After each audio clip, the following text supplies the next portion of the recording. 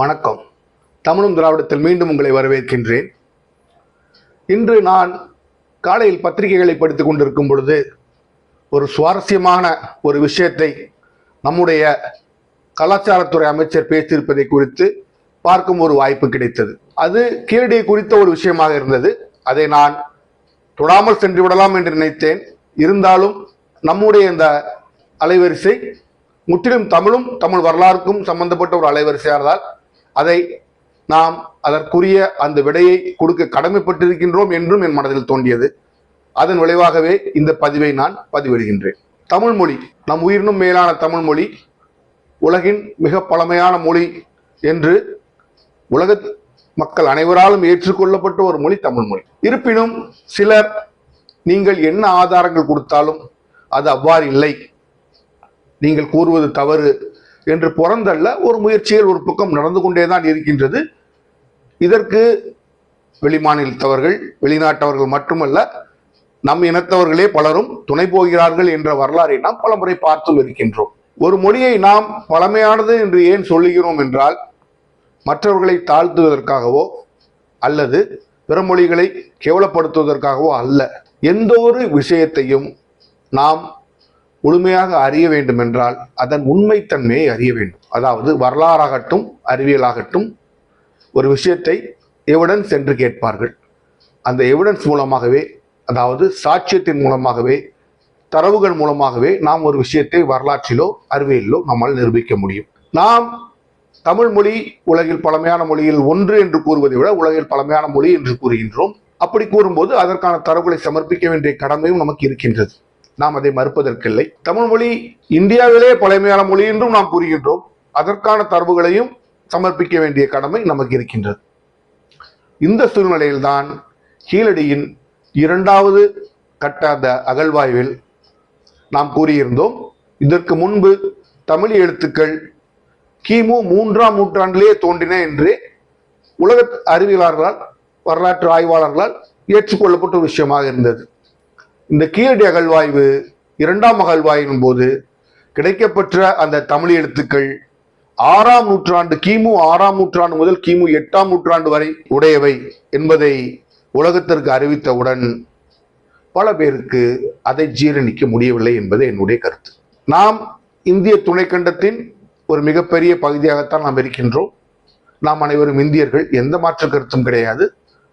ஆனால் நான் ஒரு தமிழர் என்பதையும் என்னால் மறந்து கொள்ள முடியாது. பல ஆயிரம் ஆண்டுகளான என்னுடைய அந்த ஐடென்டிட்டி என்று கூறுவார்கள், என்னுடைய அடையாளம் என்னுடைய தமிழ் மொழியும் என்னுடைய தமிழ் இனமும். அப்படி ஒரு முயற்சி செய்து ஒரு தமிழ் மொழியை குறித்து, தமிழ் மொழியின் மேன்மையை குறித்து ஒரு விஷயம் வரும்பொழுது அந்த உண்மை தன்மையை முன்வைக்க அனைவரும் சந்தோஷமாக ஏற்றுக்கொள்ள வேண்டும் என்பது என்னுடைய கருத்து. இப்பொழுது நாம் கூறியிருந்தோம், முன்பு 2 பதிவுகளை போட்டிருந்தோம். இறுதி அறிக்கை இன்னும் சமர்ப்பிக்கப்படவில்லை. சமர்ப்பிக்கப்பட்ட அந்த அறிக்கையை ஏற்றுக்கொள்ள ஆர்கியாலஜிக்கல் சர்வே ஆஃப் இந்தியாவிற்கு மனதில்லை. அதை அவர்கள் மேலும் ஆதாரங்கள் வேண்டும் என்று கூறி மறுத்திருக்கின்றனர். சரி, அதற்கும் இன்று நாம் போடக்கூடிய பதிவிற்கும் ஏற்கனவே என்ன சம்பந்தம் இருக்கின்றது? அரைத்தமாவே நாம் அரைத்துக் கொண்டிருக்கின்றோமா என்பதுதான் இன்றைய கேள்வி. எந்த ஒரு விடயத்தையும், எந்த ஒரு காரியத்தையும் அறிவியலோ வரலாறோ நாம் அதை அரசியலை தள்ளி வைத்து விட்டு பார்க்க வேண்டியவர்களை அழைக்கப்பட்டிருக்கின்றோம். நானும் அரசியல்வாதி அல்ல, நீங்களும் அரசியல்வாதி அல்ல. உண்மைத்தன்மையை உணர்ந்து அதில் உண்மை இருக்குமானால் நாம் ஏற்றுக்கொள்ள வேண்டும். உதாரணத்துக்கு ஈசா பிரமிதுகள் 4000 ஆண்டுகளுக்கு முன்பே கட்டப்பட்டவை என்று சொன்னால் நாம் ஏற்றுக்கொள்ள வேண்டும். இந்தியாவில் அதில் பழமையான பொருள்கள் எது கிடைக்கும், அதனால் நான் ஏற்றுக்கொள்ள மாட்டேன் என்று சொல்ல வேண்டிய அவசியம் இல்லை. அந்த விஷயம் அறிவியல் பூர்வமாக நிரூபிக்கப்பட்டு விட்டது. அதை நாம் மறுப்பதற்கு வேண்டிய அவசியமே இல்லை. அந்த சமயத்தில் அவ்வளவு பெரிய கட்டணம் நம்மால் கட்ட முடியவில்லை என்றால் ஒரு தாழ்ச்சியான விஷயம் இல்லை. அந்த எகிப்தியர்கள் சாதித்திருக்கிறார்கள், அந்த உண்மையை நாம் ஏற்றுக்கொள்ள வேண்டும். அந்த மனப்பக்குவமும் அந்த முதிர்ச்சியும் ஒவ்வொரு அறிவியலாளருக்கும், ஒவ்வொரு வரலாற்று ஆய்வாளருக்கும் இருக்க வேண்டும். இது இல்லை என்றால் அவர்கள் அந்த துறையில் இருப்பதற்கே தகுதியும் அருகதையும் இல்லாதவர்கள் என்பது என்னுடைய கருத்து. இந்த விஷயத்தை நான் ஏன் கூறுகிறேன் என்றால், கீழடி 2ஆம் அகழ்வாய்வு அறிக்கை வெளியானவுடன் அது இந்திய வரலாற்றையே தலைகீழாக மாற்றி போட்டது என்பதுதான் உண்மை. அப்படியே தலைகீழாக மாற்றி போடும் பொழுது அதை வரலாற்று ஆய்வாளர்கள், சிந்தனையாளர்கள் ஏற்றுக்கொள்ளக்கூடிய ஒரு பக்குவம் அவர்களும் இருக்க வேண்டும். அவர்களும் இருக்கிறது என்றுதான் நான் நினைக்கின்றேன். ஏனென்றால் எதிர்ப்பு குரல்கள் என்பது எல்லா பக்கமும் வந்த மாதிரி தெரியவில்லை. பொதுவாக அந்த அறிக்கை வெளியில் வராமல் அதை ஆர்கியாலஜிக்கல் சர்வே ஆஃப் இந்தியா தன்னுடைய கையிலே வைத்திருக்கும் போது அதை குறித்து பல அறிஞர்களின் அறிக்கையை நாம் தெரிந்து கொள்ள ஒரு வாய்ப்பு நமக்கு கிடைக்கவில்லை. இந்த சூழ்நிலையில் தான் சென்னையில் நடந்த ஒரு கருத்தரங்கு, அதாவது ஒரு செமினாரில் நம்முடைய union minister of culture and tourism Thiru Shekhawat அவர்கள் பேசியதாக ஒரு பேச்சு ஹிந்து நாளிதழில் பதிவு செய்யப்பட்டிருக்கின்றது. அவர் என்ன கூறினார்? அவர் கூறியதை நான் என்னுடைய கைபேசியின் மூலமாக அந்த ஹிந்து அறிக்கை அப்படியே உங்களுக்கு வாசிக்கின்றேன். அவர் அந்த கருத்தரங்கில் கூறிய கருத்தை நான் என்னுடைய கைபேசியிலிருந்து இந்து பத்திரிகையில் எவ்வாறு ரிப்போர்ட் செய்திருக்கிறார்களோ அதை அப்படியே வாசிக்கின்றேன் உங்களுக்கு. Speaking to reporters in Chennai, Mr. Shekhawat said, "The reports are not yet technically well supported or established. A lot remains to be done before recognizing or accrediting the findings presented by the archaeologists who conducted the survey.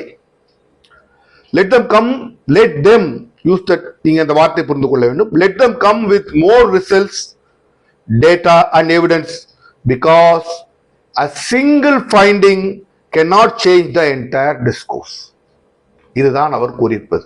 இதில் வருத்தத்துக்குரிய விஷயம் என்னவென்றால், இந்த archaeologist, அதாவது திரு அமர்நாத் ராமகிருஷ்ணன் என்பவர் தமிழக அரசாலோ அல்லது ஏதாவது ஒரு இன்ட்ரெஸ்டட் பார்ட்டி என்று கூறுவார்கள், ஒரு விஷயத்தை நிரூபிக்க எவ்வாறேனும் முயற்சிக்கின்ற ஒரு கூட்டத்தில் இருந்தோ அனுப்பப்பட்டவர் அல்ல. இந்த ஆர்கியாலஜிஸ்டை, அதாவது அமர்நாத் ராமகிருஷ்ணனை இந்த பணியில் அமர்த்தி இரண்டாவது அந்த கீழடி அகழ்வாய்வை செய்ய சொன்னதே ஆர்கியாலஜிக்கல் சர்வே ஆஃப் இந்தியா. அதாவது நான் அறிந்தவரை அந்த துறை ministry of culture and tourism கீழே தான் வரும், கல்ச்சர் கீழே தான் வர வேண்டும். அதாவது திரு கஜானந்த் ஷெகாவத் அவர்களுடைய அமைச்சகத்தின் கீழ் தான் அது வர வேண்டும். நீங்கள் அமர்த்திய ஒரு ஆர்கியாலஜிஸ்ட் ஒரு ரிப்போர்ட், ஒரு அறிக்கையை தாக்கல் செய்கின்றார்.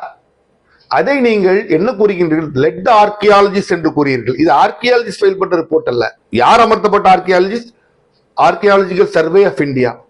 நீங்கள் எவ்வாறு கூறியிருக்க வேண்டும்? ஆர்கியாலஜிக்கல் சர்வே ஆஃப் இந்தியாவிற்கு சமர்ப்பிக்கப்பட்ட ரிப்போர்ட்டை என்று கூறியிருக்கணும். அந்த வார்த்தை வரவில்லை. இனி மறப்போம், சரி, அவர்கள் அதை முன்னவே சொல்லிவிட்டதால் திருப்பி சொல்ல வேண்டிய அவசியம் இல்லை என்று நினைத்திருக்கலாம்.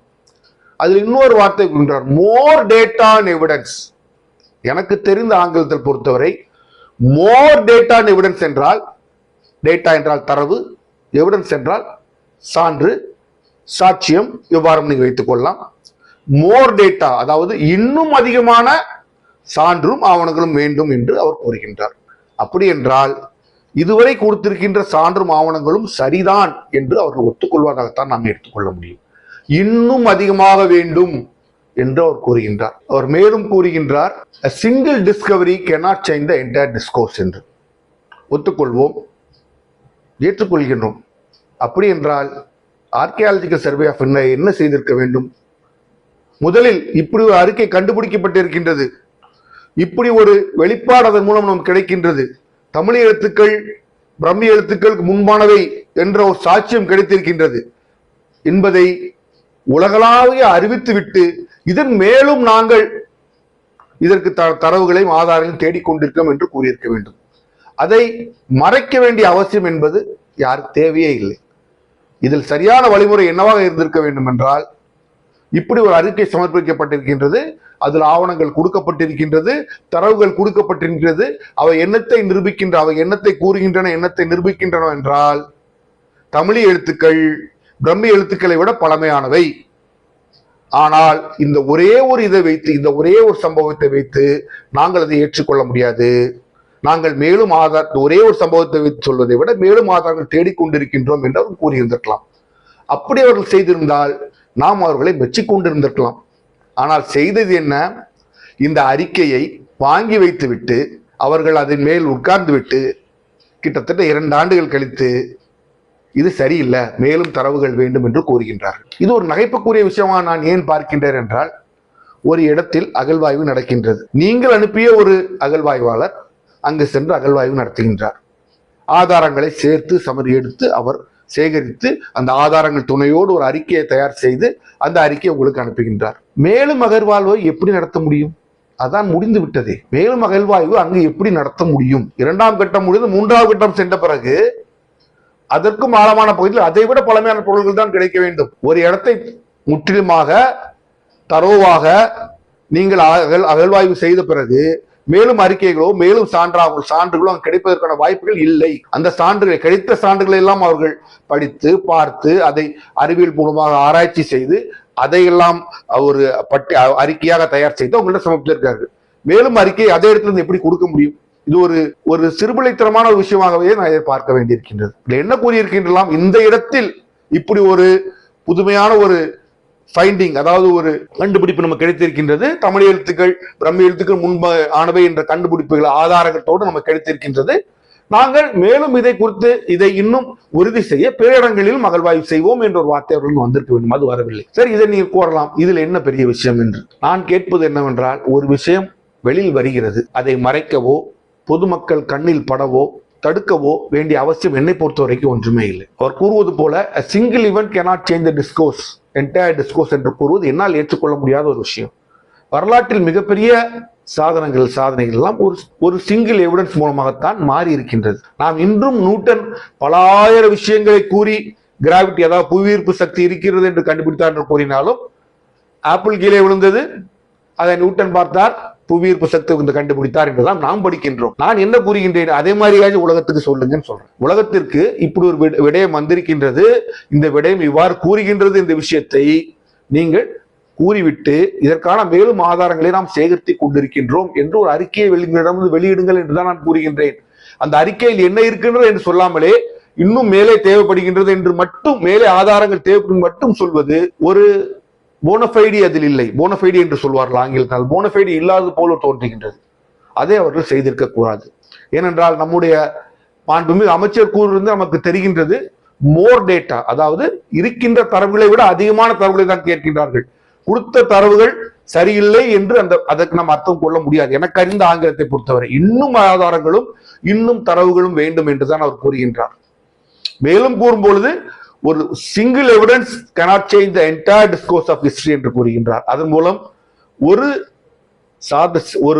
ஒரே ஒரு ஆதாரத்துக்கு முன் வரலாற்றை மாற்றி எழுத முடியாது என்று கூறுகின்றார். அப்படி என்றால் நாம் கொடுத்த ஆதாரம் வரலாற்றை மாற்றி எழுது அளவுக்கு இருக்கின்றது என்பதுதான் நாம் எடுத்துக்கொள்ள வேண்டும். நான் ஆர்கியாலஜிக்கல் சர்வே ஆஃப் இந்தியாவிடம் கேட்பது ஒன்றுதான், தயவு செய்து மக்களிடம் நீங்கள் இந்த கீழடியின் ரிப்போர்ட்டை எப்படி வெளியிடுங்கள் கூடவில்லை, அந்த கீழடி ரிப்போர்ட்டில் என்ன ஃபைண்டிங்ஸ் கிடைக்கப்பட்டிருக்கின்றது, அந்த ஃபைண்டிங்ஸுக்கு மேலும் ஆதாரம் தேவை என்ற விஷயத்தை கொண்டு சேருங்கள். இது தமிழகத்திற்கு மட்டும் பெருமை சேர்க்கக்கூடிய ஒரு விஷயம் அல்ல.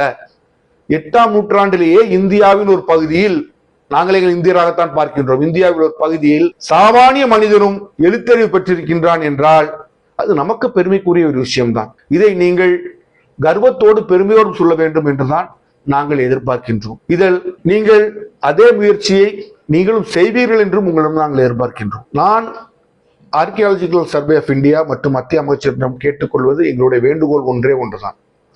நீங்கள் பிரஸ், அதாவது மீடியாவிலோ உலகறிய கீழடியின் கிடைத்த அகழ்வாய்வில் கிமு 6ஆம் முதல் 8ஆம் நூற்றாண்டிலேயே தமிழ் எழுத்துக்கள் கிடைக்கப்பட்டிருக்கின்றது, இவைதான் இந்தியாவின் முதல் எழுத்துக்கள், எனினும் இதற்கான மேலும் ஆதாரங்கள் தேவை என்று நாங்கள் பிற இடங்களிலும் அகழ்வாய்வு செய்வோம் என்ற ஒரு வார்த்தையை தான் உங்களிடம் நாங்கள் எதிர்பார்க்கின்றோம். வேறு ஒன்றும் இல்லை. அதை விட்டுவிட்டு மக்களுக்கு இந்த வரலாற்று உண்மையே நீங்கள் மறைத்து மேலும் ஆதாரம் தேவை என்று மட்டும் கூறுவது சரியில்லை. எந்த விஷயத்துக்கு மேலும் ஆதாரம் தேவை என்று மக்களும் அறிய வேண்டும். ஏனென்றால் அங்கு நடந்த அகழ்வாய்வு பொதுமக்களின் பணத்தில் நடந்த அகழ்வாய்வு, எந்த ஒரு தனி மனிதனும் தன்னுடைய காசை கொடுத்து செய்த அகழ்வாய்வு அல்ல. எனவே தயவு செய்து நம்முடைய மத்திய அமைச்சர், இவ்வளவு இந்த விஷயத்தில் அக்கறையாக பேசுகின்ற அமைச்சர், அந்த அறிக்கையில் கொடுக்கப்பட்ட அந்த ஃபைண்டிங்களை வெளியிட்டு ஆதாரங்களை கூட நீங்கள் வைத்துக்கொள் வெளியிட்டு இதற்கான மேலும் நீங்கள் கூறியது போல but more data and evidence, we are waiting for more data and evidence and then we will release the final report என்ற ஒரு வார்த்தையை தான் உங்களிடம் நாங்கள் எதிர்பார்க்கின்றோம். தமிழர்களாகிய நாங்கள் உங்களிடம் எதிர்பார்க்கின்றோம். நீங்கள் செய்வீர்கள் என்றும் நம்புகின்றோம்.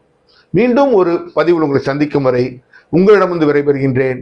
நன்றி, வணக்கம்.